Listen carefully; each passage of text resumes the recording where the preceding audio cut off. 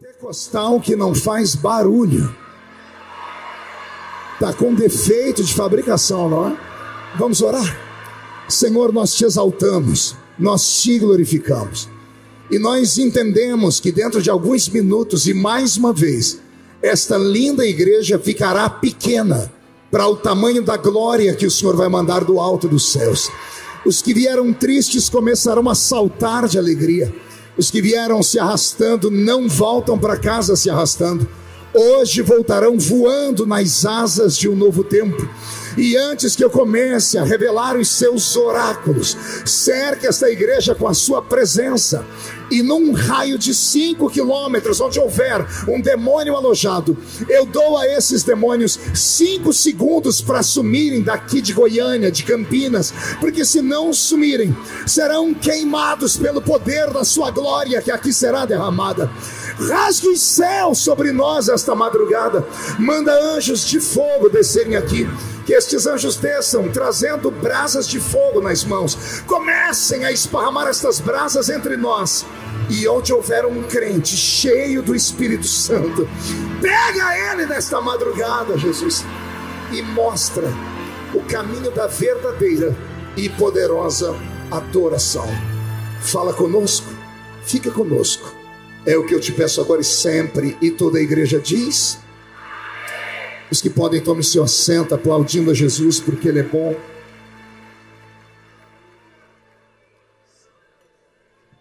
Porque Ele é maravilhoso. Cadê aquele grito de glória a Deus da igreja?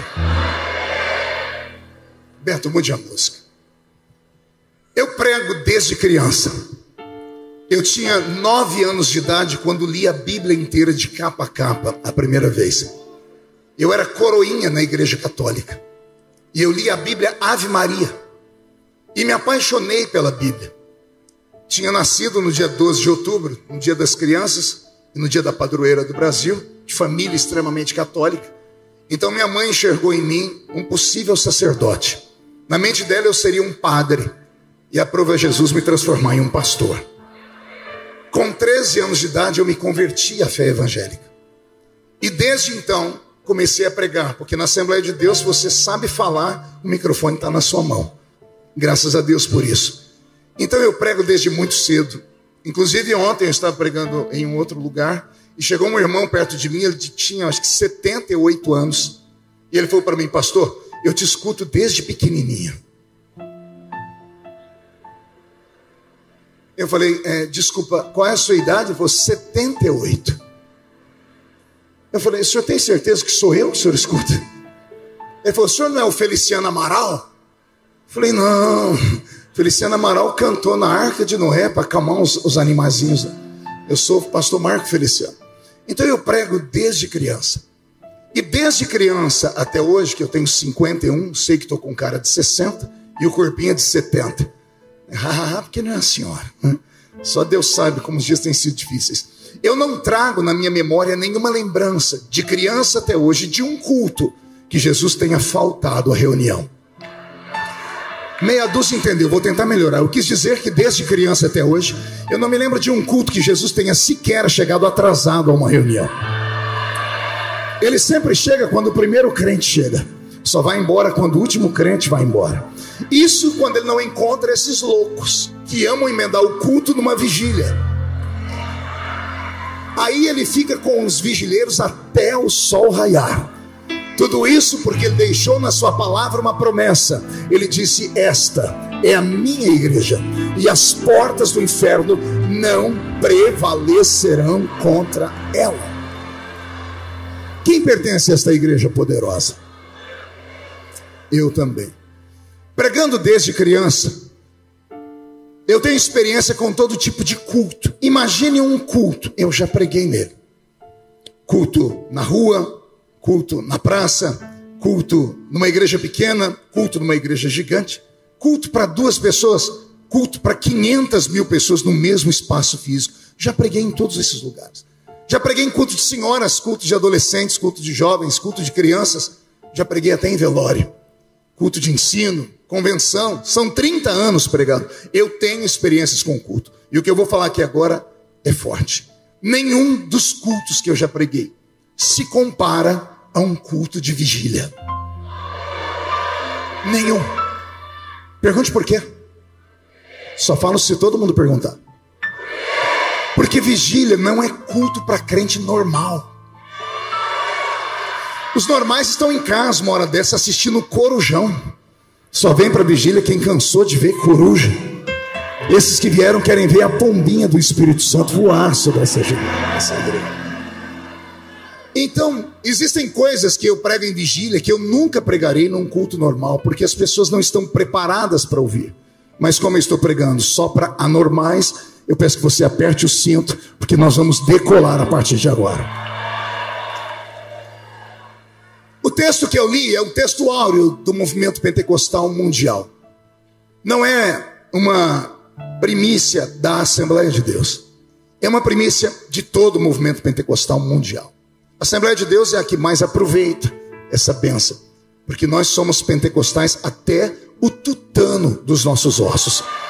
E mais, não nos envergonhamos do Evangelho de Cristo, porque ele é o poder de Deus para a salvação de todo aquele que nele crê. A questão é, se nós aceitamos o Pentecoste pleno ou apenas uma nuance do Pentecoste. Tanto que no século 21 já existem separações do movimento evangélico. Alguns nos chamam de pentecostais, existem os neopentecostais, existem os carismáticos, e aí partimos para outra banda, que são os reformados, que são etc. e tal. Mas o movimento pentecostal genuíno, ele é um movimento pleno. Aquele que aceita o Pentecoste não pode aceitar só parte deles. Precisa aceitar o Pentecoste completo, como ele é. E como é o Pentecoste completo? Está no texto que eu li para vocês. Atos capítulo 2 pode ser chamado de o ponto de start, de início do nascimento da igreja, como nós a conhecemos hoje. Estavam ali reunidos alguns homens e mulheres em plena oração, todos aguardando o cumprimento de uma promessa. Até que foram visitados. Foram visitados por quem? Foram visitados por um ser sobrenatural. Foram visitados por um ser sobrenatural e invisível, que mesmo sendo sobrenatural e invisível, era perceptível a sua presença. E como foi que sentiram a presença dele? Aqueles que estavam orando não estavam orando há uma hora, não estavam orando há um dia, estavam orando há 10 dias ininterruptos. Esse culto de Atos 2 não começou com quase 120, começou com 500, porque após Jesus ressuscitar, ele apareceu para 500 testemunhas. Ele não apareceu apenas para dizer, pessoal, ressuscitei, estou aqui. Não, ele apareceu e marcou um ponto de encontro com eles, que é em Atos capítulo 1. De onde é que Jesus agrupou aquela multidão que está em Atos capítulo 1, no solapé da montanha? Quando ele aparece a eles agora de maneira transcendental, ressuscitado, com cicatrizes nas mãos e nos pés e um corpo completamente transformado. Ele se eleva do chão, se despede deles, uma nuvem o oculta, e os 2 anjos que vieram lá na tumba para avisarem as mulheres que ele havia ressuscitado, vieram para escoltá-lo ao céu. Os 2 anjos estão escoltando Jesus, até que um anjo resolve olhar por cima da asa e olha aqui para baixo, e tem ali cerca de 500 pessoas assim. Se os anjos não voltam ali, aquelas pessoas teriam morrido daquela forma, porque eles estavam diante de uma visão que transcendia tudo que eles já haviam pensado. Eles estavam tomados de pavor, de terror. Então os anjos descem, tocam nos ombros deles e chamam a atenção dos homens e mulheres que ali estão dizendo, varões galileus, por que estão olhando para o alto? Este mesmo Jesus que dentre vós foi assunto ao céu, do jeito que ele foi, qualquer dia desses, ele vai voltar. Quebrado o transe, essas 500 testemunhas subiram para Jerusalém, porque em Lucas 24, 49, Jesus havia dito para eles, ficai até que do alto sejais revestidos de poder. Então 500 testemunhas subiram para Jerusalém, e aqui começam os problemas. Jesus não disse quanto tempo ele levaria para voltar. Ele não disse quanto tempo levaria para enviar o outro Consolador. Essas 500 pessoas deixaram casa, deixaram trabalho, deixaram sua vida e se trancaram em um cenáculo. Cenáculo não é igreja, não é sinagoga, é uma sala grande de uma casa. Possivelmente um crente muito rico agrupou aqueles irmãos em sua casa. Como o endereço era Jerusalém, ele os levou para sua casa. E 500 homens e mulheres começaram um período de oração ali. Não se sabe o que eles oraram. Um poeta que escreveu um hino da harpa cristã, muito assembleiano, diz que os fiéis oravam unidos no cenáculo ao Senhor, quando foi do céu descido o real Consolador. E o poeta diz que os crentes gritavam: manda, Senhor, manda sobre nós o seu poder. É inferência, não está escrito, mas que eles ficaram em oração, ficaram. Começaram em 500, terminaram em quase 120. Ou seja, 380 deles e alguns mais não conseguiram aguardar, não tiveram talvez a paciência, tiveram outros afazeres, a prioridade deles não era aquela. Mas os que ficaram incessantemente oraram até o céu rachar em duas partes. E aqui acontece algo que precisa ser estudado à luz da teologia. O mundo, desde a criação, nunca ficou vazio da presença divina. A presença divina para nós é completa dentro da Trindade. De Malaquias até Mateus, nós temos um período de 5 dispensações bíblicas. Dispensação da inocência, consciência, governo humano, era patriarcal e lei. Nessas 5 dispensações, Deus Pai era figura plena. Deus caminhava pela terra. Seus nomes são conhecidos na Bíblia: Jeová Jiré, Jeová Rafá, Jeová Sabaô, Jeová Chamá, Jeová Tsidikeno. Vários foram os nomes que os homens deram a ele. Era ele quem comandava. Era ele quem sentava nas asas de um querubim e voava. Era ele que falava e os montes tremiam. Era ele que falava e chovia saraiva do céu. De Gênesis até Malaquias, Deus cuidou desse planeta. Quando Deus regressou para o seu trono de glória, ele enviou o seu filho para cá. Então, na ausência do pai, veio o filho. E o filho cuidou desse planeta. Quando o filho foi, ele enviou o Espírito Santo. Então, sempre houveram um dos membros da Trindade cuidando desse planeta. O que é interessante é que Jesus sobe ao céu. E o Espírito Santo leva 10 dias para descer. Pela primeira vez, em um tempo de graça, nós temos o planeta à mercê de homens. Porque Deus Pai está no céu, Deus Filho está no céu, e o Espírito Santo não havia descido ainda. Eu sempre me pego perguntando por que houve esse período de 10 dias. E aí eu começo a imaginar, me lembrar do que Jesus disse sobre o Espírito Santo na Bíblia, e é muito forte. Ele falou: pequem contra o meu Pai e terão perdão. Pequem contra mim e terão perdão. Mas se pecarem contra o Espírito Santo, não terão perdão, nem hoje, nem nunca mais. Adão recebeu a presença do Espírito Santo. A Bíblia diz, Deus gritando com Noé: o meu Espírito não vai mais ficar aqui na terra com vocês. Houve um período que Deus arrancou o Espírito Santo da terra, porque o homem não era digno de manter um nível de intimidade com ele, porque o Espírito é santo. Então agora, Deus Pai está no céu, Deus Filho também, Deus Espírito Santo está lá. Leva 10 dias para o Espírito Santo descer. E eu fiquei perguntando: Senhor, por que levou 10 dias? E o Senhor falou comigo que quando ele chegou no céu, ele falou: Pai, eu vim, fiz uma promessa que outro deveria descer. O Pai olhou para a terra e não encontrou dignidade nos homens para receberem a presença do Espírito Santo. Os homens não mereciam ter a presença dele, porque o homem é mau por natureza. O homem é pecador por natureza. A carne milita contra o Espírito 24 horas por dia. A minha Bíblia diz que aquele que falar que não tem pecado, já pecou. E o nosso pecado, 99% dele se dá com essa estrutura humana. E toda ela, a começar pelo nosso cérebro, essa massa cinzenta carregada de DNA humano, tudo nos leva ao erro e ao pecado. E o Espírito é santo. Por 10 dias Jesus intercedeu no céu, dizendo: Pai, manda o Espírito Santo. O Senhor já foi, eu já fui, manda o Espírito Santo. Eu imagino o Pai olhando para a terra e sentindo o fedor da terra, e pensando: aquele lugar não pode receber a presença dele. Mas nesse período de 10 dias a terra começou a ser santificada. Não precisou de uma nação inteira, não precisou de uma cidade inteira, bastou uma sala, que começaram com 500 e terminou com quase 120. Mas os 120 não arredaram o pé, dizendo: só vamos sair daqui quando o Senhor vier governar sobre esta terra. Depois de 10 dias em oração, Deus não teve outra opção a não ser enviar o Espírito Santo. E o Espírito Santo veio para esta terra há 2000 anos atrás, de mala e cuia. Ele veio trazendo do céu tudo aquilo que o Senhor tinha preparado para nós como igreja. O Espírito Santo não apenas convence o homem do pecado, da justiça e do juízo. O Espírito Santo, ele trouxe adereços para a igreja.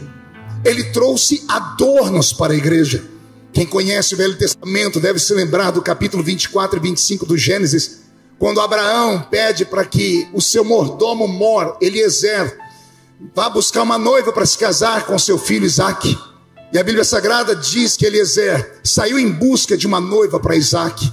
E quando ele chegou e encontrou a garota, foi à casa dela, alguém gritou para a moça: irás tu com este varão? E ela disse: sim, eu irei. E nós temos a linda história de Abraão, Isaque, Rebeca e Eliezer. Essa história do Velho Testamento vai se cumprir no Novo. Abraão representa Deus Pai, Eliezer representa Deus Espírito Santo, Isaque representa Jesus e Rebeca representa essa linda igreja. A Bíblia vai dizer para nós, o versículo 53 do capítulo 24, se não me falha a memória do Gênesis, que Eliezer, quando foi buscar Rebeca, ele levou presentes para ela. E os presentes eram vestidos, joias de prata e joias de ouro. Diga comigo: vestidos, joias de prata e joias de ouro. Ele encontrou a Rebeca, e mesmo sendo ela uma virgem, mesmo sendo ela uma moça muito agradável, mesmo sendo ela uma moça esperada, ela não pôde se encontrar com Isaque da maneira como ela estava. Foi necessário que Eliezer desse ela roupas novas. E não bastava ela estar com roupas novas, foi necessário que Eliezer desse a ela joias de prata. A prata fala da pureza. E foi necessário que ele desse para ela joias de ouro. Joias de ouro falam de realeza. Esses 3 presentes foram entregues à igreja, lá em Atos dos Apóstolos capítulo 2. O Espírito Santo não veio apenas para trazer uma nova filosofia de vida para este planeta. Ele veio preparar um povo. E esse povo jamais será um povo comum.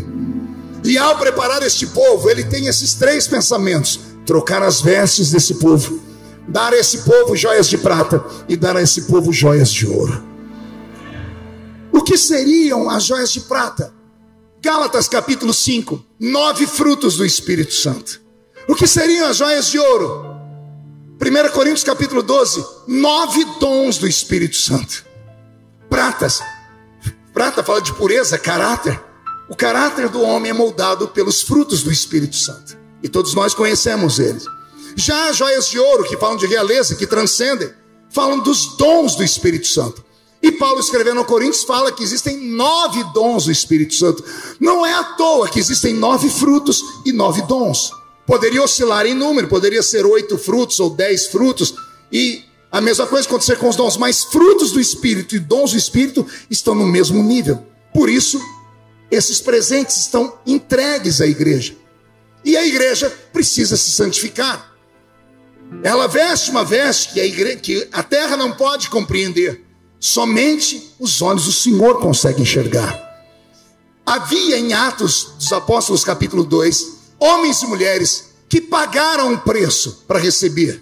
E esses homens e mulheres receberam naquele dia não apenas a visitação do Espírito Santo, eles receberam dons do Espírito Santo. Um deles é o dom de variedade de línguas, porque está escrito ali no texto que eu li, que as pessoas os ouviam falar das grandezas de Deus no seu próprio idioma.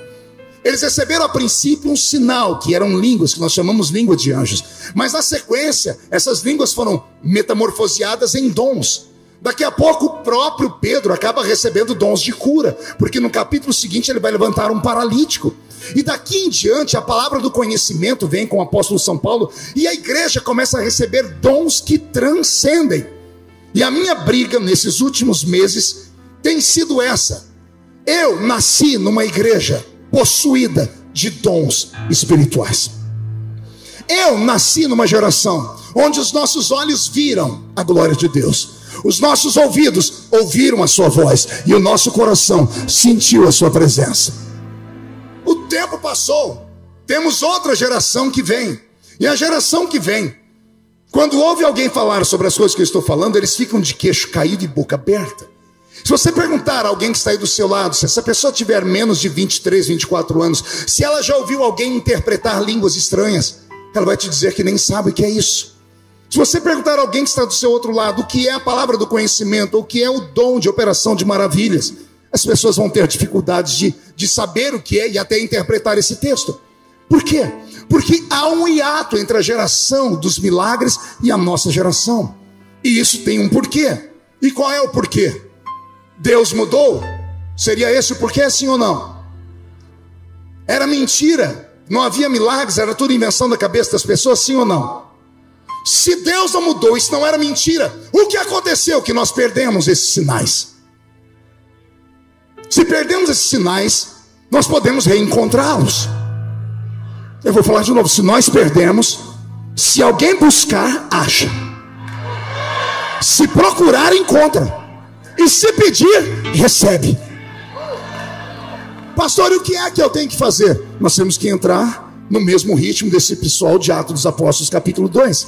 Primeiro, nos desnudarmos na presença de Deus. Segundo, nos esvaziarmos de nós mesmos. Terceiro, deixarmos as prioridades da nossa vida de lado. Quarto, esquecer dos nossos problemas pessoais. E quinto, acreditar que quando Ele promete, Ele cumpre. E o que é que o Senhor quer que eu faça a partir desse momento? Se você quer entrar comigo nessa atuação, vamos lá. A primeira coisa que eu gostaria que você fizesse é tirar do seu rosto essa cara feia, parecendo que foi batizado num pote de vinagre. Isso aqui não é um velório. Isso aqui não é uma reunião do Rotary Club, nem do Lions Club. Isso aqui é uma reunião de crentes pentecostais que estão em uma vigília. Então não há motivo para você ficar com essa cara triste, por pior que tenha sido o seu dia, porque a alegria do Senhor é a nossa força. E a palavra do Senhor vai nos dizer que na presença dele até a tristeza salta de alegria. Segundo, você não pode ficar em uma igreja carismática, onde os dons do Espírito Santo podem começar a operar dessa maneira como você está, com esses olhos secos, parecendo olho de sapo que morreu no dia de enchente. É preciso que haja sensibilidade. É preciso que você comece a perceber que, embora o culto tenha começado aqui na terra, o verdadeiro culto se dá nas regiões celestiais. E agora eu começo a falar só para quem não é desse mundo. Paulo disse aos Coríntios: quando vocês se ajuntam, nada acontece. Mas quando vocês se ajuntam, uns têm salmos e outros têm testemunho, palavra e louvor, louvor e palavra. Aí vocês saem da terra e entram nas regiões celestiais. Aqui está o segredo. Os nossos velhos pais conseguiam fazer o culto deles instantaneamente, sair da terra e ir para as regiões celestiais. Os nossos velhos pais tinham uma intimidade com Deus acima da normalidade. Os crentes eram batizados com o Espírito Santo no hino 15 da harpa cristã. As pessoas eram batizadas com o Espírito Santo escutando o velho irmão pregando a mesma mensagem toda vez, falando de Zaqueu subindo na árvore. As pessoas entravam no nosso culto, não eram crentes, ou elas começavam a chorar ou caíam endemoniadas. Ou choravam ou caíam endemoniadas. As pessoas vinham doentes e tinham a certeza de que sairiam curadas. As pessoas vinham na expectativa do milagre. As pessoas não vinham para a igreja em busca de autoajuda. As pessoas não vinham na igreja em busca de um pregadorzinho bonito, sentadinho num banquinho, olhando para as criaturas, dizendo assim: você é lindinho demais. Não importa o que você fez no verão passado. Não! Os crentes não vêm em busca de autoajuda, eles vêm em busca de ajuda do alto. E a ajuda do alto não desce se você não tiver sensibilidade. A ajuda do alto não desce se você ficar com o semblante fechado. E pior, a ajuda do alto não desce se você ficar com essa boca travada, com essa boca de aço, com essa língua de ferro e com esse queixo de concreto. Mas quer ver o céu ficar baixinho aqui? É você enlouquecer nessa noite. É isso. Esse grito, essa adoração, não é apenas uma manifestação de um momento de emoção. Isso não é uma reação psicossomática de um cérebro doente, porque eu já fui acusado disso. Um psicólogo brasileiro uma vez escreveu uma carta para mim, na verdade um e-mail, dizendo: assisti uma pregação sua e você é fenomenal. Você provoca reações psicossomáticas no cérebro das pessoas, que elas vão de sorriso a choro, a histeria.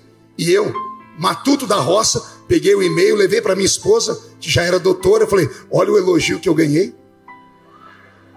Ela leu. Elogio aonde, amor? Ele falou que eu provoco reação psicossomática no cérebro das pessoas. Ela falou assim, meu amor, não é elogio não. Eu falei, o que é? Ele está te xingando. Eu falei, traduz para mim, doutor. Ela disse, traduz. Minha esposa é psicóloga. Ela disse, reações psicossomáticas no cérebro só acontecem em pessoas doentes, mentais. Ele está dizendo que você provoca nas pessoas a esquizofrenia. Aí eu estava saindo chorando, eu sou curioso, voltei, meu amor, qual a característica de esquizofrênico? O que o esquizofrênico tem que o normal não tem? Ele diz, todo esquizofrênico, meu amor, vê o que ninguém vê.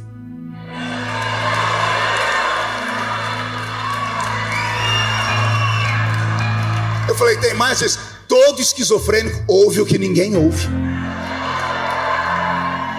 Todo esquizofrênico sente o que ninguém sente. Eu falei, como assim? Tá frio e a pessoa tá andando lá fora de camisa regata. O povo diz, tá doido, interna, é louco. Ele sente o que ninguém sente. A pessoa tá no ambiente, eu tô vendo um elefante cor-de-rosa cheio de bolinha, é esquizofrênico, tá vendo o que ninguém tá vendo. Eu estou ouvindo vozes, a pessoa é louca. Eu disse, então ele está falando que eu provoco isso aí nas pessoas? Ela disse, sim. Eu falei, meu amor, ele me elogiou mesmo. Ela disse, por quê? Porque é isso que acontece quando eu prego. E aí eu falei, vou buscar na Bíblia respaldo. E não é que eu achei, primeira carta de Paulo aos Coríntios, capítulo 2, verso 9. Aquilo que os olhos não viram, aquilo que os ouvidos não ouviram, aquilo que não subiu ao coração do homem, é o que Deus tem reservado para quem vem nessa vigília. É isso. Mais baixinho, mais baixinho. Olha só o que aconteceu com aqueles crentes em Atos dos Apóstolos capítulo 2. Em Atos dos Apóstolos capítulo 2, depois de orarem por 10 dias incessantemente, esses homens e essas mulheres ficaram mais perto do céu do que da terra. Vou falar de novo. Uma vida regrada de oração, uma entrega sem reservas, faz o ser humano ficar mais perto de Deus do que dos homens. Quando você começa a orar e a jejuar, você mortifica a sua carne. Ao mortificar a sua carne, o seu espírito se agiganta. Eu vou falar uma coisa que talvez você nunca ouviu. Pentecostais são caminhantes de dois mundos. Vou falar de novo.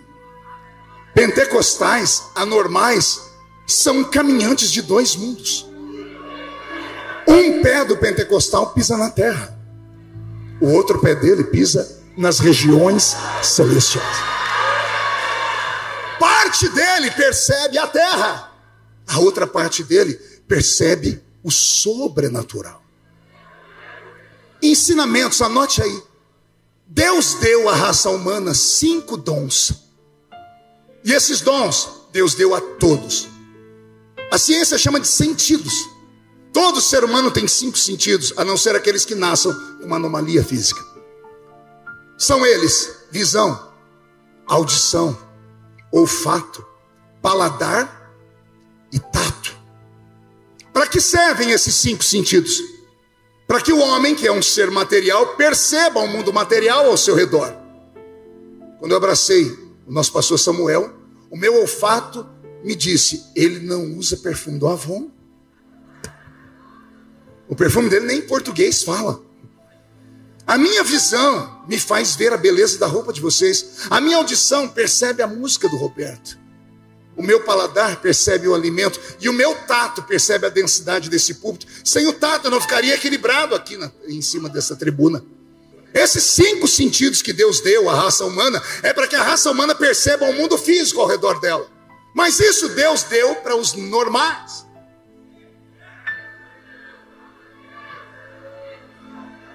Para os anormais, Deus deu um sentido a mais. Olha como você está familiarizado. Esse sentido tem nome: sexto sentido. Você assistiu aquele filme? Eu vejo pessoas mortas em todo o tempo. I see people dead all the time. Você lembra do filme? Por que sexto sentido? Porque todo ser humano normal tem 5. Mas alguns seres humanos não são normais. Eles têm um sentido a mais. E o que é esse sentido a mais? É um sentido que transcende. Ele é extrasensorial. E o que é que esse sentido faz, pastor? Ele tem a mesma função dos outros 5, só que para o mundo dele. 5 sentidos físicos, para perceber o que é físico. 1 sentido espiritual, para perceber o mundo espiritual. Quer ver? Você já deu risadas, né? Quando você viu aquele crente pentecostal raiz começar a pular. Parece que ele recebeu o espírito do Bruce Lee. Muita gente debocha. Posso te dar um conselho? Faz isso não. Você não sabe o que ele está sentindo. Você nunca caminhou por aquele caminho.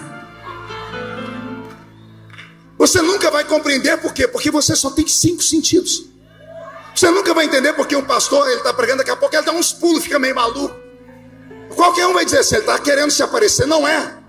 Quando eu era jovenzinho, não tinha conhecimento nenhum, levei minha mãe no culto para me ver pregar. Minha mãe não era crente, era católica. Beata de Nossa Senhora do Perpétuo Socorro. Quando a minha mãe me viu pregar, ela chorou. Cheguei em casa, ela disse, meu filho, por que tinha hora que você dava uns trem assim? Uns gritos. E eu sem cultura, falei, mãe, tem hora que eu estou pregando, tem um negócio que me pega. Aí ela falou, já sei, é encosto. Aí eu falei, não é encosto não. Ela disse, meu filho, você falou que é um negócio que te pega. Eu falei, não mãe, eu vou descobrir, vou perguntar para o pastor e vem falar para a senhora. Aí eu descobri, aí eu tive a oportunidade de corrigir. Eu falei, mãe, não é uma coisa, é alguém. Não é uma coisa dentro de mim. Não é um negócio dentro de mim. É alguém que está dentro de mim. Esse alguém está aí também? Esse alguém tem nome. Qual é o nome dele? O Espírito Santo está aí? Então, se ele estiver dentro de você, e você mantiver um nível de contato e intimidade com ele, se você se desligar da terra e se entregar, vocês dois podem bailar nesta vigília dessa noite. Em Atos dos Apóstolos capítulo 2, aconteceram fenômenos que nem a NASA explica. Jerusalém estava tomada por judeus que vieram do mundo todo. Eu fiz questão de ler o texto. 14 nações estavam representadas ali. Havia em Jerusalém naquele dia mais de 3 milhões de judeus. Quantos judeus? Era a festa do Pentecostes. Judeu é festeiro. Imagine 3 milhões de judeus vendendo, comprando, cambiando, cantando, dançando, brigando. Misture esses 3 milhões de judeus, mais pelo menos 1 milhão de animais que eles levavam para ser sacrificados no templo. 1 milhão de vaca, de cabrito, de ovelha, berrando, pombinhos piando. Imagine o barulho de 3 milhões de pessoas fazendo algo fora do normal, tudo ao mesmo tempo. E de repente, o barulho de uma cidade inteira é suplantado por um grupo de quase 120. Não, você não entendeu, vou falar de novo. 3 milhões de pessoas fazendo barulho, com os animais fazendo barulho, eles param, porque tem um grupo de quase 120 fazendo barulho também. Nós estamos numa multidão, se você andar 4 quarteirões, você não escuta mais a nossa voz. Eles estavam em 120, quase 120. A cidade inteira parou para ouvir. Por isso eu nunca vou ter vergonha de ser um assembleiano pentecostal. Culto sem barulho para mim está faltando alguma coisa. É claro que eu respeito aqueles que pensam o contrário, mas para mim, que sou assembleiano criado no meio do mato, lá na Vila Tatu, o culto que não tem barulho, falta alguma coisa. Por quê, pastor? Porque o nosso barulho não é um barulho normal. Os nossos gritos não ficam aqui nessa atmosfera. Porque quando nós gritamos, gritamos glórias a quem? Não ouvi. Você sabia que o som que sai da sua boca, ele busca o alvo dele? Você já foi num shopping, na praça de alimentação, um monte de gente, você escuta um barulho, aquele... De repente alguém grita o seu nome. Você para na hora e olha, porque o som procurou o alvo. Todo som procura o alvo. Tem gente que já está entendendo. Quando a gente diz glória a Deus, esse glória a Deus, ele faz assim, ó. Ele atravessa o céu atmosférico, onde estão as nuvens, os pássaros e os aviões. Ele atravessa o céu cósmico, onde estão as estrelas, as nebulosas, as galáxias. Ele entra no terceiro céu, onde Deus habita. Atravessa o átrio, o lugar santo, e vai no santo dos santos, onde Deus está. O louvor é transformado em perfume, porque Apocalipse diz que Deus não escuta o louvor, ele sente o perfume. Ah, você não entendeu? Eu vou falar de novo. Apocalipse diz que Deus sente o cheiro da oração dos santos. Deus não escuta, ele sente o cheiro. O que está saindo daqui atravessa o universo e vai diante de Deus. E quando Deus é adorado com poder, ele derrama poder de volta. Os crentes de antigamente vão se lembrar disso aqui. Convertido da Assembleia de Deus, sentei num culto do meu lado, tinha um menino que não parava de falar um negócio. No fim do culto eu perguntei para ele se a mãe dele tinha uma floricultura. Ele falou, por quê? Eu falei, você ficou falando samambaia. Que samambaia é essa? Ele disse, não, é língua de anjo. E deu aquele sorriso que só tinha 2 dentes, o zagueiro e o atacante. E eu falei, língua de anjo? O que é isso? Eu falo língua de anjo. Eu falei, você não fala nem o português direito. Ele falou, português eu não falo, mas língua de anjo eu falo. Eu falei, você fala por quê? Ele abriu a Bíblia em Atos dos Apóstolos, capítulo 2. E quando ele me mostrou que tinha, eu falei, como é que eu recebo? Ó a receita, da glória. Aí eu falei, quanto? Ele falou, quanto for preciso. Foi, mas de que jeito? Ele disse, glória, glória, glória. Que mais? Glória, glória, glória, glória, glória. Que mais? Mais glória, glória, glória. A gente ficava o culto inteiro, glória, glória, glória, glória, glória, glória, glória. E não é que funcionava? Porque todas as vezes que você diz glória, essa glória só vai para aquele que é glorioso. Alguém já entrou num culto que você falou, o que eu vim fazer hoje aqui? Tá aquele gelo, aquele silêncio. De repente um valente lá atrás dá um grito, olha! Aí a igreja inteira faz assim. Quem já viu isso? Mas o valente não desiste. Daqui a pouco ele, glória! Aí os crentes começam a ficar com vergonha de olhar para trás, porque na igreja deles tem que dar glória. Daqui a pouco glória pega, esse negócio pega. Um começa aqui, outro começa ali, outro começa lá. Daqui a pouco incendeia tudo. Incendeia tudo. O Espírito Santo é como um beija-flor. Olha que coisa bonita. Um beija-flor não vai em flor fechada. Um beija-flor só vai em flor aberta. E tem que ter um pouquinho de mel dentro dela.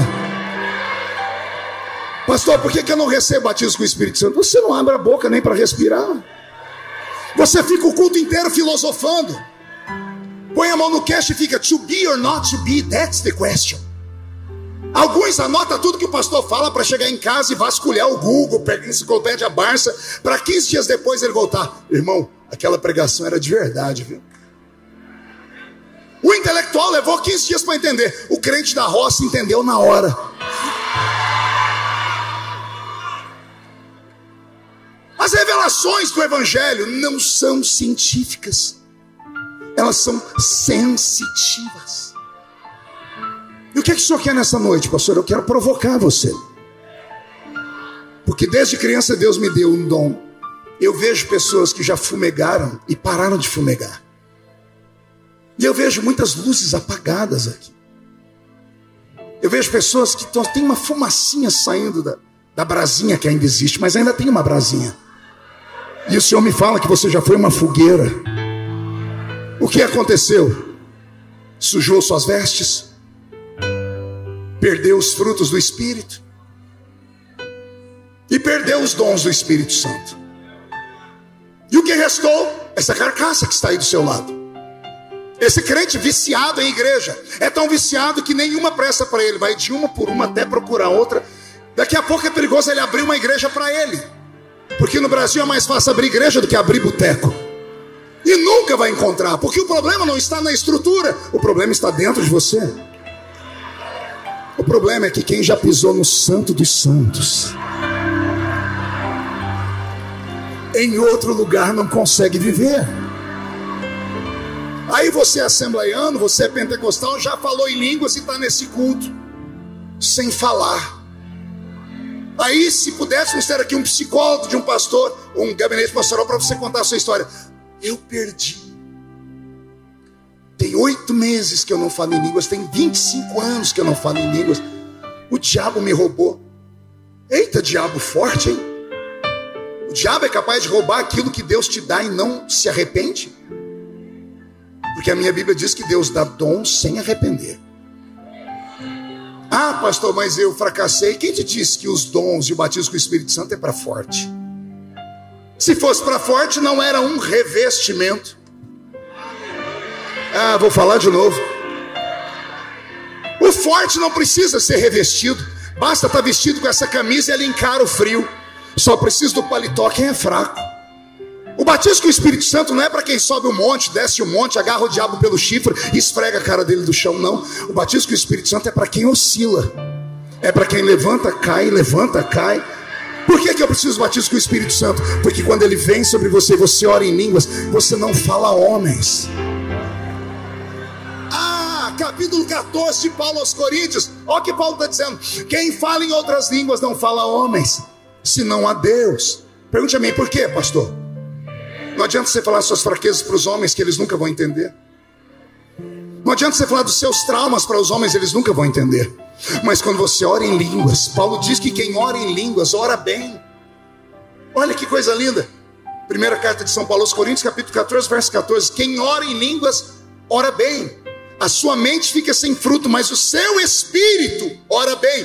Porque em mistérios a pessoa fala com Deus.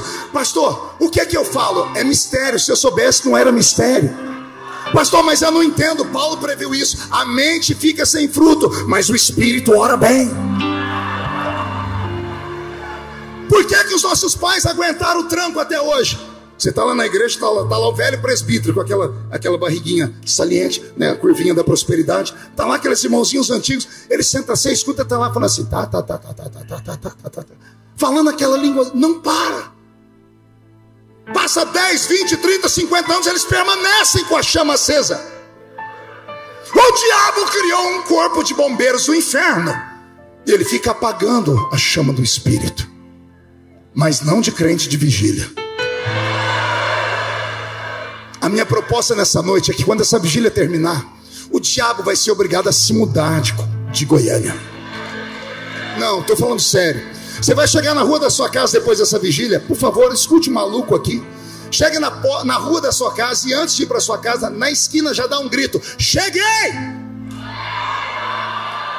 Pastor, mas não vai ter ninguém na rua uma hora dessa. Tem os demônios. Você vai chegar em casa lá pelo início da 4ª vigília da noite, entre 3 e 6 da manhã, o pior período. Os demônios estão impregnados em tudo quanto é lugar. Eles dominam o seu bairro, eles dominam a sua casa, têm dominado os seus filhos, têm dominado o seu trabalho. Quando você chegar hoje, você vai chegar sensitivo. Esta vigília está te treinando, o Senhor vai despertar, Ele vai ativar o modo profético da sua vida. Quando você pisar na rua da sua casa, pode gritar e mandar embora. Vai saindo daqui, Zé Pilintra, Zé Pilantra, Chucaveira, Tranca-Rua, Preto Velho, Nega Velha, obra de feitiçaria. Creia.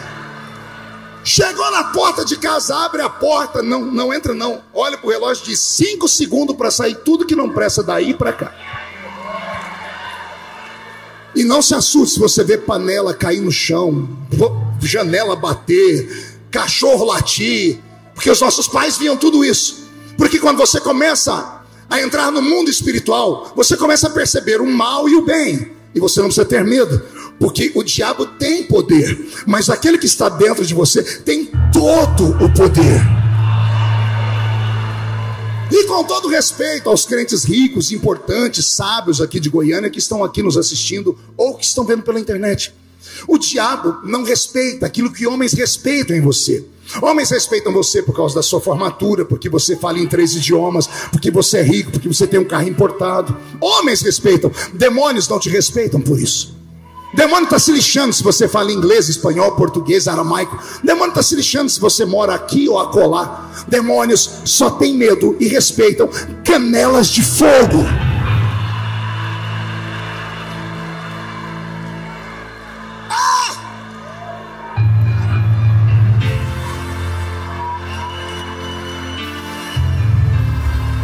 Pastor, mas isso aí é loucura. Eu disse que o culto não é para normal, é só para gente louca. Não há racionalidade num culto pentecostal, com todo respeito. Não existe racionalidade num culto pentecostal. Não há racionalidade na pessoa que está do seu lado falar em outras línguas. Não há racionalidade na irmã olhar e falar, eu estou tendo visão. Não há racionalidade alguém falar, eu tive uma visão, um sonho com você. Não existe. Nós cremos pela fé. Nós não cremos nesse plano. Nós cremos em um outro plano. Nós não cremos com o pé que caminha nessa terra. Nós cremos com o pé que caminha nas regiões celestiais. O que está faltando é só isso. É despertar em nós esse talento, esse dom, essa graça, essa glória que Deus nos deu. Eu não aguento mais ouvir histórias tristes de uma geração que não consegue nem ter ânimo mais em viver. Eu estive agora pregando no Mato Grosso, falava sobre depressão numa palestra. O pastor presidente da convenção se levantou e disse, só aqui na cidade nós temos mais de 250 adolescentes mutilados. Adolescentes cristãos da Assembleia de Deus se mutilando. O que está acontecendo com essa geração? Aí vem alguém e fala, chama de geração Nutella, o povo fica tudo bravo. Nossos filhos não conhecem a autoridade que têm. Eu fui em cultos onde o pastor Oswaldo pregava, e eu vi Jesus batizar com o Espírito Santo 1 milhão de pessoas. Eu cresci numa geração de pregadores de Goiânia, que a gente viajava centenas de quilômetros para ouvi-los. Goiânia foi celeiro de avivamento para o mundo. Goiânia trouxe avivamento na música para o mundo. Vocês não são normais. Deus tem algo com Goiânia. Eu vou falar de novo. Deus tem algo com essa cidade. Não sei se foi muita oração dos nossos velhos pais que cravaram o joelho no chão, que derramaram lágrimas e pediram um avivamento. Eu sei que Deus tem algo com vocês. Agora vocês precisam ter algo com Ele. Ele tem com vocês, mas vocês precisam ter com Ele. Ele precisa que vocês voltem à prática antiga da oração, da entrega, do jejum. Não existe fórmula nova. Não existe fórmula nova, a receita é antiga. Muita oração, muito poder. Pouca oração, pouco poder. Nenhuma oração, nenhum poder. Muito jejum, muito poder. Pouco jejum, pouco poder. Nenhum jejum, nenhum poder.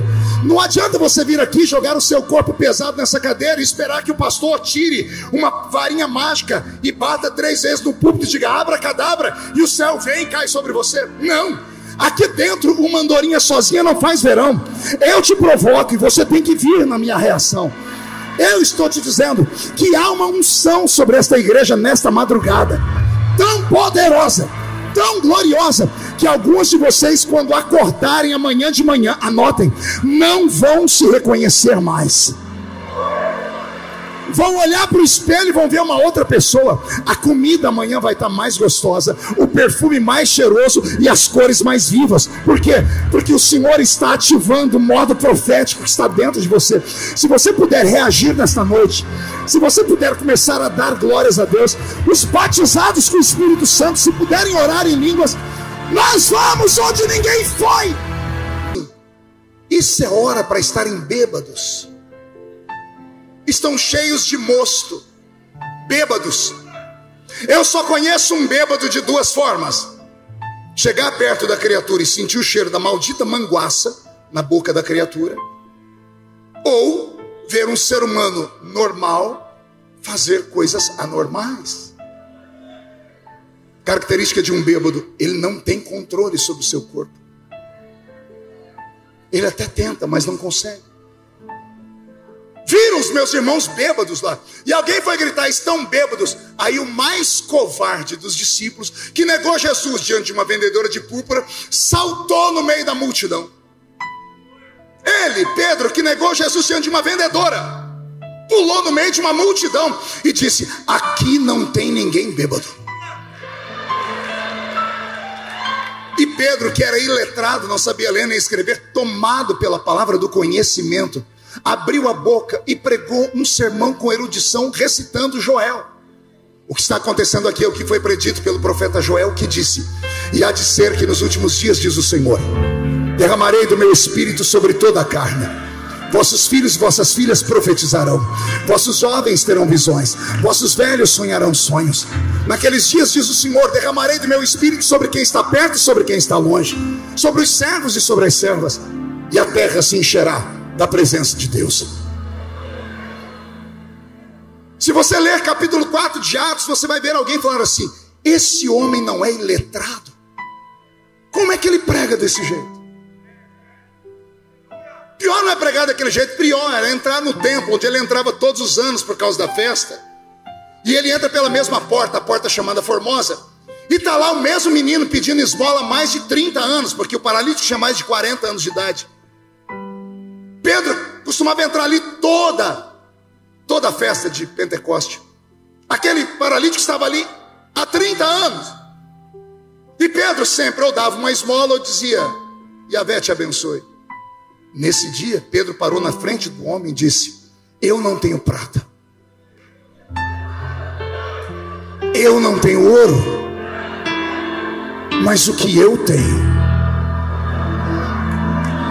isso eu te dou, em nome de Jesus Cristo Nazareno, levanta aí. E o paralítico? Não. É aí que está. Nunca tinha prestado atenção nisso. Pedro olhou para o paralítico: já você vai ser o paralítico, tira tudo que você está na sua mão, vai lá, paralítico, tudo tortinho. Não, paralítico é sentado. Quer ser curado antes da hora? O paralítico pediu uma esmola, Pedro não tinha. Pedro falou assim: ei, olha para nós, eu não tenho prata nem ouro, mas o que eu tenho eu te dou. Em nome de Jesus Cristo Nazareno, levanta e anda. E o paralítico ficou sentado. Era para acabar o ministério de Pedro ali, mas Pedro não estava normal. Tinha alguém dentro dele. A Bíblia diz: e Pedro, tomando pela mão direita, o colocou em pé. E o paralítico entrou no templo saltando, glorificando. Obrigado. Essa história de pular na igreja não nasceu com nós não, nasceu por conta do Pentecoste. Está o paralítico entrando na igreja pulando. O que foi que aconteceu com Pedro? É o que Deus quer que aconteça com você hoje. Garoto, garota, menino, menina, irmão, irmã, me escute. Eu tive a graça e a oportunidade de me converter numa igreja viva, no meio do mato. Meus pregadores não sabiam ler nem escrever, mas quando começavam a orar, se o céu não descesse, eles arrastavam a igreja lá para o céu.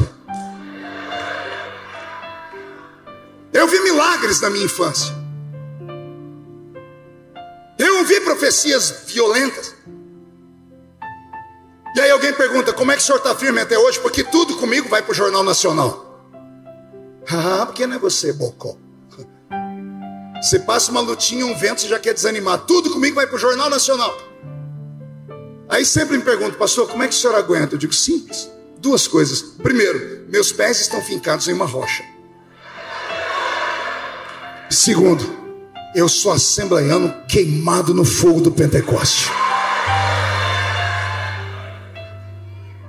Eu oro em línguas todos os dias. Eu oro em línguas dirigindo meu carro. Eu oro em línguas tomando banho. Às vezes eu estou lá naquele inferno da câmara, quando está tudo pesado, eu vou para o meu cantinho e fico com a minha boca só mexendo. O que o senhor está falando, pastor? Não sei. Eu sei que eu estou sendo edificado, porque a Bíblia diz que quem fala em línguas edifica a si mesmo. Quem fala em línguas não fala a homens, fala direto a Deus. Como eu vivo sempre no meio de violência, de luta, de problema, eu sempre vivo em consagração. Um dia eu estou passando os corredores da comissão e eu já estou terminando. Nos corredores das comissões, um pastor me viu e falou: pastor Marcos, você pode entrar aqui? Eu falei: posso. Cheguei lá, tinha um grupo de deputados da bancada evangélica, e tinha lá desembargadores, alguns juízes. E um deles falou assim: olha, o senhor pode fazer uma oração por eles? Eu falei: posso. Pedi para fazer um círculo, peguei na mão de todo mundo e comecei a orar. Só que eu estava num momento de luta muito grande, e como eu estava em jejum naquele dia, eu comecei a orar e esqueci que estava na câmara. E eu encarnei um assembleiano que sobe um monte. Não sei se em Goiânia tem. Quando eu dei por mim, eu estava batendo o pé no chão, orando, falando. Quando eu dei por mim, quando eu abri o olho, tinha uns 4 assim. Eu falei: Jesus, não deixa cair aqui não, aqui não. Até que de repente me deram uma cutucada aqui, Samuel. Eu falei: ai. Quando eu abri o olho, um deputado evangélico fez assim para mim: menos. Eu: desculpa. Aí eu fui sair, ele disse: não, espere que eu quero conversar com você. Ele me levou para um canto e falou: Marco, há tempos que eu queria falar com você sobre isso. Até quando você vai ser esse crente menino? Eu falei: desculpa. Até quando você vai fazer essa palhaçada que você fez aqui? Eu falei: que palhaçada? Você ficou batendo o pé no chão, gritando alto. Eu falei: irmão, eu sou assembleiano. Aí ele disse: mas eu também sou e não faço isso. Eu disse: o problema é seu. Segura. Ele falou assim: mas olha onde você está agora. Eu falei: como é que você acha que eu cheguei aqui? Não entendeu não? Quer que eu desenhe? Você acha que eu sou deputado porque eu sou bonitinho? Eu tenho espelho na minha casa. As pessoas que me mandaram para lá são pessoas que me assistem pregando o evangelho há 30 anos, pessoas que foram batizadas com o Espírito Santo me ouvindo pregar, pessoas que se levantaram através da pregação. Eu só cheguei lá por causa dessas loucuras, e eu nunca vou deixar essas loucuras saírem de mim. Eu estou mais comedido, é claro que o tempo passa, você vai amadurecendo, mas eu não vou deixar o meu amadurecimento me apodrecer. E talvez o que esteja faltando para você seja isso. Você ficou tão importante aqui em Goiânia, você ficou tão rico, você ficou tão querido, você ficou tão descolado, você ficou tão para frente que deixou Jesus para trás. Você ficou tão moderno que acabou ficando mundano. Ficou vendo lixo de internet, comeu tanto que está até em dúvida se você fala em línguas mesmo, ou se isso é uma reação psicossomática do seu cérebro. Enquanto você fica aí querendo saber se é sim ou não, o irmãozinho do teu lado que só tem 2 dentes está aí, ó, fala de línguas e adorar. Jesus não vem buscar uma igreja letárgica. Jesus não vem buscar uma igreja fria nem morta. Jesus vem buscar uma igreja com as características da igreja de Atos dos Apóstolos, capítulo 2. Estavam todos reunidos no mesmo lugar, quando de repente veio do céu um som como de um vento veemente e forte, que encheu a casa onde estavam assentados, e foram vistos por eles línguas repartidas como que de fogo, as quais pousaram sobre cada um deles, e todos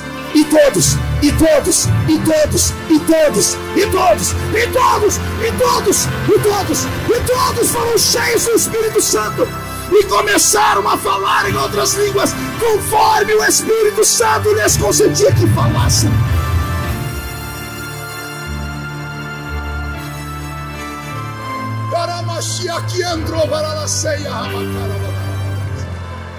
Para o final desta vigília, eu deixo para vocês esse pequeno conselho desse veterano do evangelho. A oração de Davi, no pior momento da vida dele, o velho rei sensitivo, adorador, dançarino, disse assim a Deus: tira de mim o reino, tira de mim a fama, tira de mim a riqueza, mas não retires de mim, não retires de mim o seu Santo Espírito. O Espírito Santo está aqui. Ele estava na porta por onde você entrou. Ele olhou para você e disse: quem sabe é hoje. Quem sabe ele volta, quem sabe ela volta. Quem sabe eu consigo desintoxicar ele ou ela para eles voltarem a acreditar com uma fé simples e humilde. de que o Espírito Santo ainda pode usar e levantar homens e mulheres de uma maneira extraordinária. Eu estou ministrando para uma geração profética. Eu quero acreditar que aí onde você está um potencial gigantesco, que Deus vai te usar para ser o maior profeta da sua geração. Eu acredito que onde a sua mão tocar, Jesus vai curar os enfermos. Não se assuste se a sua sombra levantar paralíticos amanhã. Não se assuste se você for visitado nesta madrugada pelos anjos. Deus vai sacudir a igreja brasileira, e Ele precisa da igreja de Goiânia.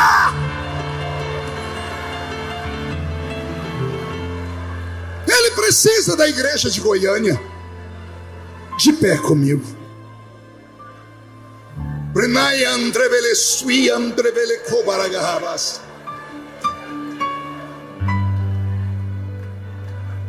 Teloim telomandre belecanorobas. Tarabagara bawahayasui aqui a minha cobaraba. Veriesse a minha co, toriatribe henere. Deresi atioma até que varatua. Se tu estás nesta palavra, eu quero um sinal, meu Pai.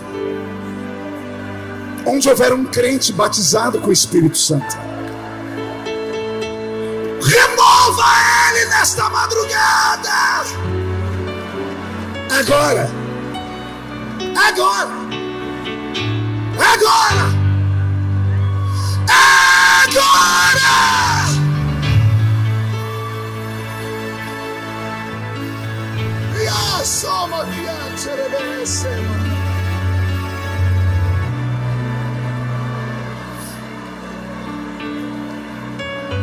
Olhe para mim. 5 minutinhos apenas. Olhe para mim.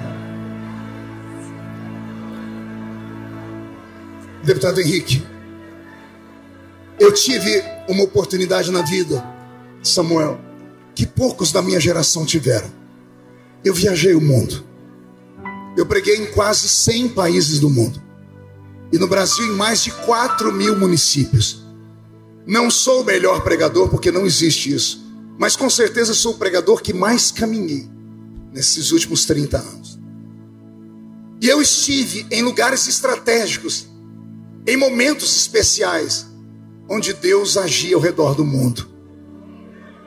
Eu estive em Londres, quando veio sobre a igreja do pastor Colin Dye a unção do leão.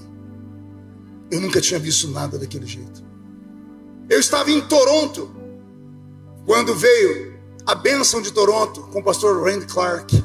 Pregamos esses dias juntos. Eu fui a Bogotá e vi a unção que veio sobre Bogotá. Eu fui à Argentina e eu vi o pastor Carlos Anacondia ser usado de uma maneira fora do normal.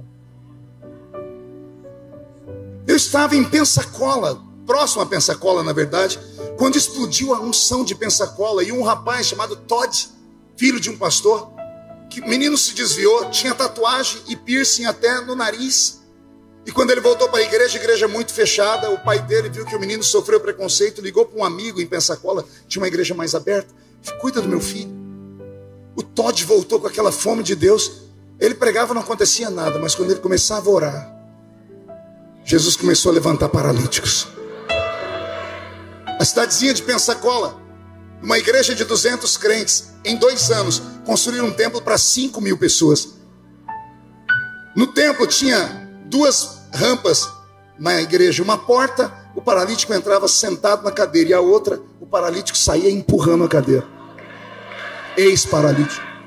Eu vi isso, mas eu nunca vi algo tão fenomenal.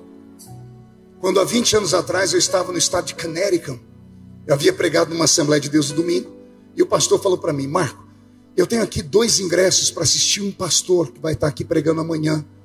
Ele é do Canadá, está se mudando para o Brasil, aqui para os Estados Unidos, e ele tem um ministério fora do normal. Eu disse: eu quero ver. Cheguei num estádio, 40.000 pessoas. Conseguimos acesso à plataforma principal. E a plataforma era assim: aqui o povo, arquibancada, aqui à direita pastores, foi onde eu me sentei, aqui atrás um coral, e aqui entre pastores tinha padres, de batina e tudo. Eu falei: que interessante isso. Aí entrou o pastor para pregar. Eu tomei um susto. O cabelo dele fazia uma volta aqui e vinha até aqui. Era uma coisa esquisita, parecia um chapéu. Ele usava um terno branco, sem gravata. E ele todo grisalho. A igreja ficou de pé para receber. Roberto, está ligado o seu microfone? Você interpreta aí para mim. Ele olhou para o povo, saudou os irmãos, disse: Brothers and sisters, irmãos e irmãs, I'm so tired. Eu estou tão cansado. I need some resting now. Eu preciso descansar agora. That's okay? Tá bom? Aí o irmão que estava do meu lado falou: ele falou que está cansado, quer descansar. Eu falei: o problema é dele. Assembleiano, chamou para pregar, a gente tem que pregar. Se vira nos 30. Aí eu falei: e aí? A igreja concordou. Aí vem um diácono com a cadeira. E botou uma cadeira no púlpito. E o homem sentou. Ele sentou e cruzou a perna. Quando ele cruzou a perna, eu quase tive um infarto. Porque quando eu fui consagrado ao presbitério da igreja, quando eu sentei no púlpito, eu cruzei a perna. Não deu tempo. Eu cruzei, eu tomei um tapa na perna de lá para cá, porque a perna foi parar do outro lado. Até hoje, quando eu vou cruzar a perna, ela volta sozinha. Trauma. Meu pastor dizia: púlpito não é lugar de cruzar a perna. Aí aquele homem cruzou a perna. Ele botou a mão no joelho e foi pregar.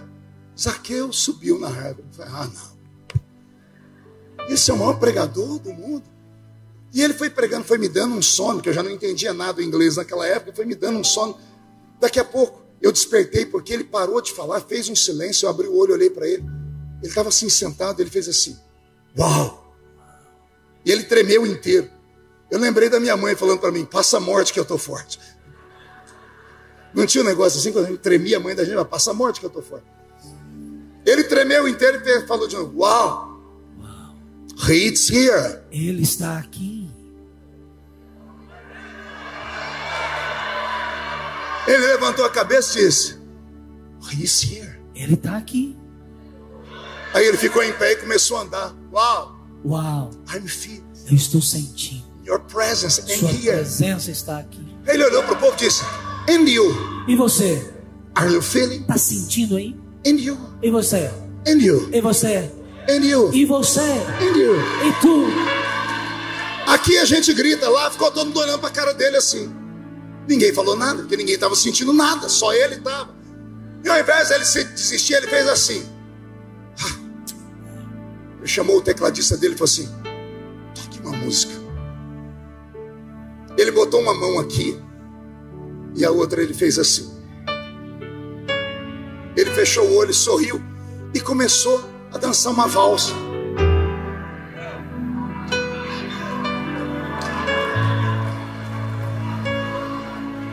E ele não ficava constrangido. De repente, a atmosfera do ginásio mudou. O meu corpo foi se arrepiando. O ginásio foi ficando em pé. Começou as pessoas a chorarem. Veio algo sobre nós. Uma presença, algo tão fora do normal, que eu comecei a chorar sem saber porque eu estava chorando. Aí ele parou nessa posição, César. Ele olhou para a gente, os obreiros aqui. Uma mão ele estendeu para o coral e a outra para o povo. E ele disse assim: Holy Ghost, Espírito Santo, touch, toque the people, as pessoas. now, Agora, now, agora. Holy Spirit, Espírito Santo, touch, toque. touch, Agora, now. agora. Eu nunca tinha visto aquilo, Samuel. Parecia um apocalipse. As pessoas começaram a cair. Mas não foi um, nem dois. Foi 40 mil pessoas no chão. E aquilo veio como uma onda. Eu fui vendo as pessoas caindo. Eu queria sair correndo, minha perna não obedecia. Quando foi chegando na gente, começou a cair pastor, padre. Quando eu dei por mim, eu estava no chão. Quando eu me vi no chão, eu me desesperei. Eu tentei ficar em pé, caí no chão de novo. Se rir, vai tomar um cascudo. Eu botei a mão e falei: sai de mim. Sai.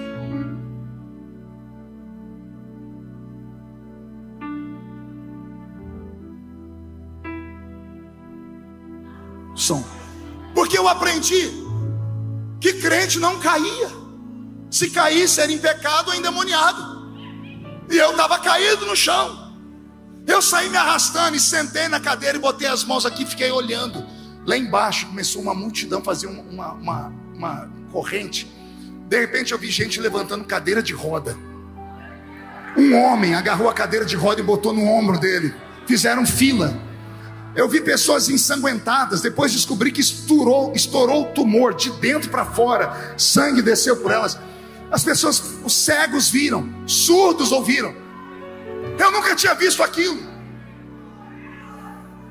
Daqui a pouco eu estava naquele trânsito vendo tudo aquilo. O pastor ainda estava aqui. Eu olhei para o chão, eu vi 2 padres rolando. Eu falei, ali tem. Eles saíram se arrastando, chegaram perto do pastor que estava orando. Eles agarraram a perna do pastor. O pastor tomou um susto, olhou para ele e fez assim com a perna e disse, what happened? O que está acontecendo? What happened? O que está acontecendo? Aí um deles gritou, eu quero ser igual ao senhor. Eu quero isso. Ele olhou para o padre bem sério e disse assim, this is possible. Isso é possível. But Mas change your life. mude a sua vida. Change your life. Mude a sua vida. Change your life. Mude sua vida. Os padres tiraram a batina, tiraram os terços e disseram, nós queremos isso. Ele botou eles em pé umas 30 vezes, derrubou. Eu acho que estava exorcizando. Depois de umas 30 vezes ele olhou para os dois e disse, agora vocês estão prontos. Eles prontos para quê? Estende a mão para o povo. Eles estendiam a mão, o povo caía. Eles olhavam para a mão. Eles não acreditavam. Eles estendiam a mão e o povo caía. Eles olhavam para a mão e perguntaram para ele, o que é isso? E o pastor disse, this is my friend. Este é o meu amigo, The Holy Spirit. o Espírito Santo.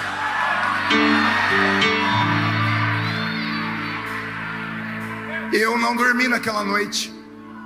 Não consegui dormir. Eu nunca tinha visto nada daquilo. De manhãzinho o pastor percebeu a minha inquietação. Ele abriu a porta do quarto e jogou um livro em cima da cama. Lê aí. Eu disse, que é isso? É o livro do homem que pregou aí ontem. Era um livro em português. Bom dia, Espírito Santo. Good morning, Holy Spirit.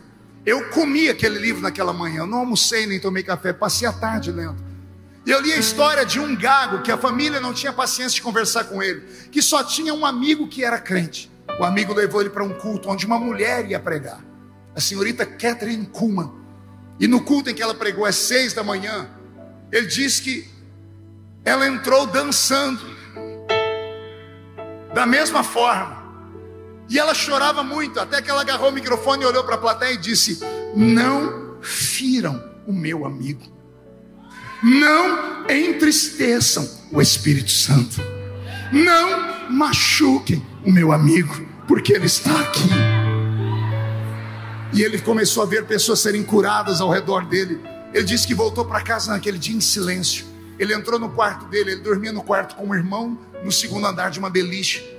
Ele disse que ele acordou de manhã, sentou na beliche, ao invés de pular da beliche, ele lembrou da pregadora. E ele disse, eu quero ser amigo dele também. E ele falou gaguejando, good morning, Holy Spirit. Bom dia, Espírito Santo. E saltou. Ele disse que quando ele pulou da beliche, ele ficou 8 horas caído. Ele não conseguia se levantar. 8 horas depois, quando ele conseguiu ficar em pé e saiu do quarto, passou perto da mãe dele. A mãe dele foi arremessada. Ela foi jogada. Ela caiu como quem uma luva, uma pluma. E ela disse, o que é isso? Ele disse, é o meu novo amigo. Só que agora ele não gaguejava mais.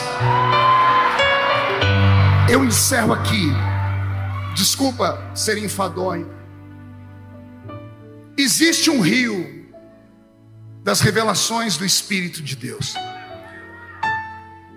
Não nasceu um ser humano ainda que tivesse fôlego suficiente para descer até o fundo desse rio e falar, eu fui até o fundo. Alguns conseguiram prender o fôlego e desceram mais. Eu desci um pouco nesse rio. E de cortador de cana de açúcar, de apanhador de laranja, café e engraxate, olha onde Deus me colocou. Só que eu não consegui tocar o fundo. Quem sabe você vai? Você quer? Tem coragem? Só que é sem volta. Vão te chamar de louco, desequilibrado, fanático, maluco, beato de igreja. Está preparado para isso? não vão te compreender. Está preparado para isso? Então feche seus olhos e pegue na mão de quem está do seu lado. Você poderia estar em qualquer lugar, mas Jesus te trouxe para essa vigília nessa noite. Você foi atraído a essa vigília nessa noite. Essa vigília sempre foi cheia, mas eu sei que hoje vieram algumas pessoas que nunca tinham vindo, porque ouviram falar que eu ia estar pregando. A unção que está na minha vida te atraiu para esse lugar, e eu creio em transferência de unção. Feche seus olhos.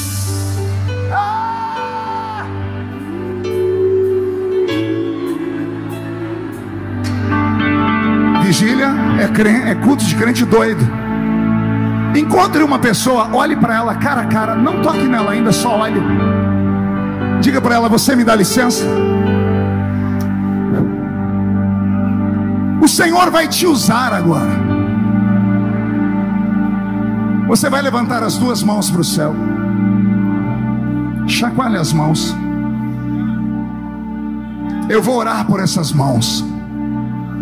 Quando eu terminar de orar por essas mãos, eu quero que você abrace a pessoa, coloque a mão sobre ela, ministre sobre ela, porque nós vamos navegar no oceano do Espírito.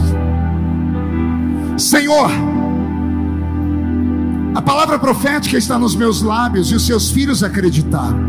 Onde houver uma mão erguida, coloque na palma desta mão uma brasa de fogo tirada do seu altar. Onde esta mão tocar, toque o Senhor junto, meu Pai, e que haja cura, batismo com o Espírito Santo, libertação e uma enxurrada de dons acontecendo simultaneamente aqui dentro. Agora, agora, agora. Já! Ministre sobre a pessoa. Ministre sobre a pessoa, abrace ela. Que nasce como fogo, vem como em Pentecoste e enche-me de novo. Vai, crente, pega! Dá-me o Espírito.